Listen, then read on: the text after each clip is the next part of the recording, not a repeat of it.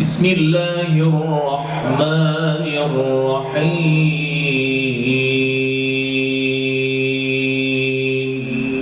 ما كان على النبي من حرج فيما فرض الله له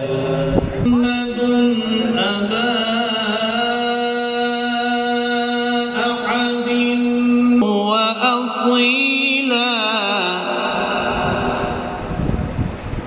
Edaimden layık zikredibanlı gaflet uykusundan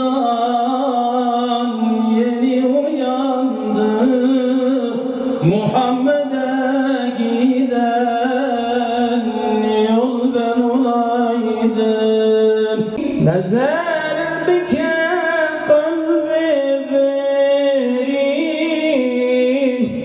her tüy halimin bin. Merhaba ey cani vâbi merhaba, merhaba uşşâk-ı sâfi merhaba, merhaba ey âli sultan merhaba, merhaba ey cani irfan merhaba. مرحبا أي شمس تعبا مرحبا مرحبا أي جان جانا مرحبا مرحبا أي قرة العين خليل مرحبا أي خاص محبوب جليل مرحبا أي رحمة للعالمين، مرحبا أنت شفيع المذنبين. مرحبا ey بدر عالم يا منيب، مرحبا خلقي كثيرا تستجيب. مرحبا أي نور حقرا مظهري، مرحبا أي أوليانا سروري. Kıymetli kardeşlerim, dünya bütün cazibesiyle tabiri caizse Züleyha'ya dönüşmüş vaziyette. Bugün maalesef makam sevdası bir Züleyha olmuş. İtibar kaygısı bir Züleyha olmuş. Mal mülk sevdası aynı şekilde. Harama olan rağbet aynı şekilde.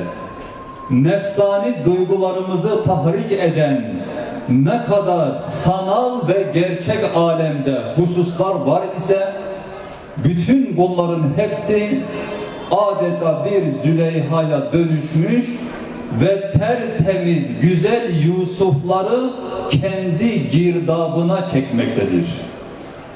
Dolayısıyla dünyanın bu bozuk çarkına çomak sokmak için toplumun yozlaştırılmış haline dur diyebilmek için aynı zamanda dünyanın zulüm üzerine kurulu olan sistemine adeta dur diyebilmek için imani, İslami ve de insani değerlerle mücehhez olmuş şahsiyetlere bizim ihtiyacımız var.